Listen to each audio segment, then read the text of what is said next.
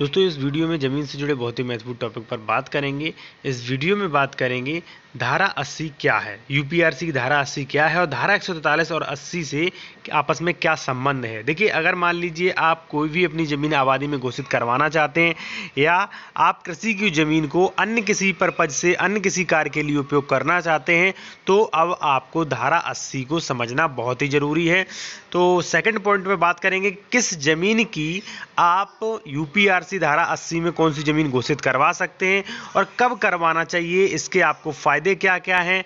Fourth point पर बात करेंगे कि धारा 80 की ज़मीन SC ST वर्ग के लोगों से खरीद सकते हैं या नहीं खरीद सकते, इसमें क्या नियम है। और पांचवें पॉइंट में बात करेंगे कि धारा 80 में ज़मीन परिवर्तन कराने की सामान्य प्रक्रिया क्या है। देखिए, इस वीडियो में मैं सामान्य प्रक्रिया के बारे में बात करूंगा। अगर मान लीजिए आपको अपनी ज़मीन जो है आबादी में या अन्य किसी पर्पज से यूज करनी है तो आप उस ज़मीन को धारा 80 में कैसे परिवर्तित कराएंगे। तो चलिए वीडियो शुरू करते हैं। इससे पहले यदि मान लीजिए इस टॉपिक से जुड़ा आपका कोई भी प्रश्न है तो आप मुझे इंस्टाग्राम पर फॉलो करके पूछ सकते हैं। इंस्टाग्राम ID की लिंक वीडियो की डिस्क्रिप्शन में दी गई है। चलिए आते हैं अपने टॉपिक पर। सबसे पहले बात करते हैं धारा यूपीआरसी की धारा 80 के बारे में। देखिए, जैसा कि आप इंग्लिश में ऊपर देख सकते हैं, use of holding of industrial commercial and residential purpose.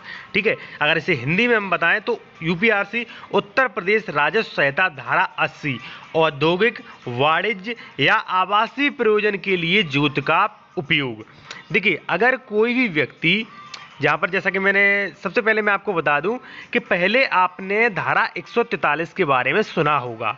ठीक है, अगर मान लीजिए नहीं सुना है तो मैं आपको शॉर्ट में बता दूं कि पहले जो UPZA एंड LR एक्ट जो थी वहाँ पर धारा 143 से प्रावधान करती थी कि यदि आप कृषि की भूमि पर, जो भी जोत की भूमि है जिस पर कृषि होती है, उस भूमि का उपयोग यदि आप औद्योगिक या वाणिज्य या उस पर घर बनाते हैं या उस पर प्लॉटिंग करते हैं, यानी कि औद्योगिक, वाणिज्य, आवासीय प्रयोजन के लिए यदि आप उसका उपयोग कर रहे हैं तो उस जमीन को धारा 143 में, वह जमीन धारा 143 में घोषित करवाना बहुत ही जरूरी होता था।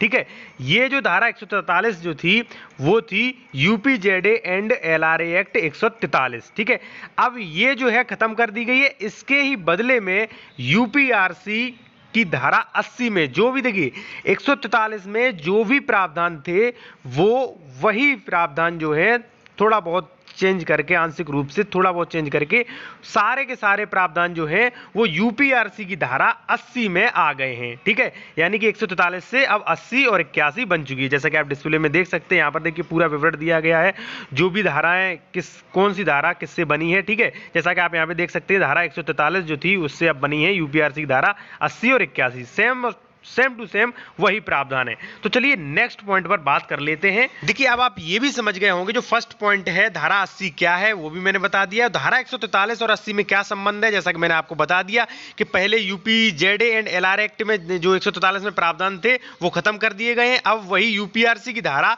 80 में वो सारे प्रावधान कर दिए गए हैं। ठीक है, तो अब आपको जमीन की धारा 80 करवानी, 80 और 81 करवानी होगी। पहले आप लोग पूछते थे क्या, जैसे जब भी आप प्लॉट खरीदने जाते थे तो आप पूछते थे कि इस प्लॉट की या इस जमीन की धारा 143 हो गई है या नहीं हो गई है। अब आप अगर पूछेंगे तो पूछेंगे कि इस जमीन की धारा 80 और 81 हो गई है या नहीं, क्योंकि यूपीआरसी 80 और 81 में सारे प्रावधान कर दिए गए।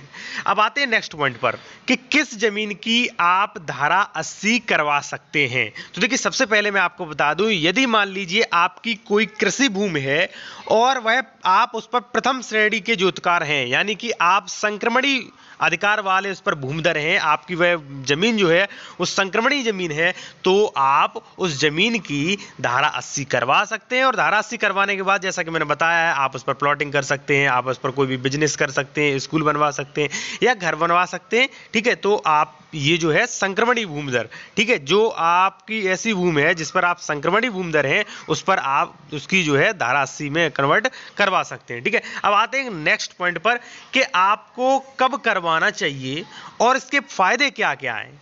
बहुत ही महत्वपूर्ण पॉइंट है दोस्तों। इससे पहले मैं आपको बता दूं, यदि मान लीजिए आप इस पूरे टॉपिक से जुड़े आप इस टॉपिक से जुड़े, यदि मान लीजिए आप मुझसे संपर्क करना चाहते हैं फोन पे, तो आप call me for mobile app के जरिए आप मुझसे संपर्क कर सकते हैं। Call me for mobile app कैसे चलाते हैं उसका वीडियो बनाया है, वीडियो की लिंक डिस्क्रिप्शन में दी गई है। आते हैं अपने थर्ड पॉइंट पर कि आपको जमीन की धारा 80 कब करवाना चाहिए और इसके फायदे क्या क्या हैं। देखिए, अगर वास्तविक में देखा जाए तो जब भी आपकी कोई भी कृषि जमीन है जो संक्रमणी कृषि जमीन है, और यदि आप उस पर खेती करते हैं और कभी भविष्य में आप उस पर मकान बनवाते हैं या उस पर प्लॉटिंग कर ले या मान लीजिए खेती से हटकर, कृषि से हटकर कोई अन्य कार्य करते हैं, तो वहां पर कानूनी रूप से उस जमीन की, जो पहले हम धारा 143 बोलते थे कि जमीन की धारा 143 करवाना चाहिए, उसी तो अब बोलेंगे कि उस जमीन की धारा 80 और 81 करवाना चाहिए। ठीक है, वास्तविक में जैसे आप कृषि से हटकर, कृषि प्रयोजन से हटकर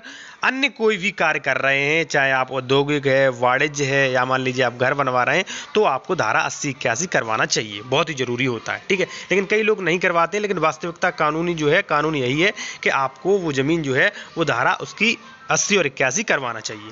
ठीक है, अब बात करते हैं भाई इसके फायदे क्या क्या हैं। तो देखिए, सबसे बड़ा फायदा तो ये है कि जब भी आपके गांव में चकबंदी आती है, तो वो चकबंदी से जो जिस जमीन की आपने 80 81 करवा ली है, वो चकबंदी से हट जाएगा। क्योंकि चकबंदी में क्या होता है भाई, चक इधर से उधर उठा के पटक दिए जाते हैं, लेकिन वो चकबंदी जो है वो उस जमीन की नहीं होगी जो धारा 80 और 81 में कन्वर्ट कर दी गई है। देखिए, दूसरा जो सबसे बड़ा महत्वपूर्ण है कि भाई आपकी जमीन का सर्किल रेट जो है वो बढ़ जाता है। ठीक है, फिर वहां पर जिस जमीन की आपने धारा 80 और 81 करवा ली है, वो जमीन आपकी वीघा के रूप में नहीं लिखी जाएगी, वो जमीन आपकी वर्ग मीटर में और सर्किल रेट के अनुसार लिखी जाएगी, जहां पर आपकी जमीन की बहुत कीमत बढ़ जाती है। ठीक है, भविष्य में जैसे मान लीजिए वहां से कोई रोड निकली है, या मान लीजिए सरकार मान लीजिए अपने यूज में ले रही है, तो वहां पे आपको अच्छा खासा दाम मिल जाता है। बात करेंगे चौथे पॉइंट पर कि धारा 80 की जमीन SC ST वर्ग के लोग खरीद सकते हैं, या मान लीजिए किसी SC ST वर्ग की जमीन जो है उसने अपनी जमीन की धारा 80 81 करवा ली है, तो क्या अन्य किसी वर्ग के लोग खरीद सकते हैं? तो जी हाँ, बिल्कुल खरीद सकते हैं। जैसे मान लीजिए किसी भी व्यक्ति ने, कोई SC ST कास्ट का व्यक्ति है और उसने अपनी ज़मीन जो भी कृषि भूमि है उसकी धारा 80 और 81 करवा ली है, और उसने वहाँ पर प्लॉटिंग कर दी है, या मान लीजिए कोई उसने घर बनवा लिया है, तो देखिए जिस ज़मीन की 80 और 81 हो गई है वो कृषि भूमि नहीं रह जाती है। जब कृषि भूमि नहीं रह जाती है, तो जो उपबंध जो हैं, जो अनुसूचित जाति के अंतरण कराने के लिए जो प्रबंध लगाए गए हैं, वो 80 और 81 पर लागू नहीं होते हैं, क्योंकि वो कृषि भूमि जो है वो नहीं रह जाती है। अब बात करेंगे धारा 80 में जमीन परिवर्तन कैसे करवा सकते हैं, सामान्य प्रक्रिया क्या है। तो देखिए, धारा 80 में जमीन परिवर्तन कराने के लिए या तो उप जिलाधिकारी सुपेड़ा से कर सकता है, या जो भी भूमिधर है वह उप जिला अधिकारी को जो RC प्रपत्र 25 जो होता है वो भर के आवेदन दे सकता है। इसके द्वारा भी जो है उसकी भूमि जो है 80 81 कर दी जाएगी, और ज़रूरी नहीं है कि कर भी दी जाए, ऐसे प्रपत्र को वो कैंसिल भी कर सकता है, जो भी उप जिला अधिकारी है वो कैंसिल भी कर सकता है। और इसके मामले में मैं पूरा वीडियो पॉइंट टू पॉइंट बनाऊंगा कि धारा 80 में आप अपनी ज़मीन कैसे परिवर्तन करवा सकते हैं।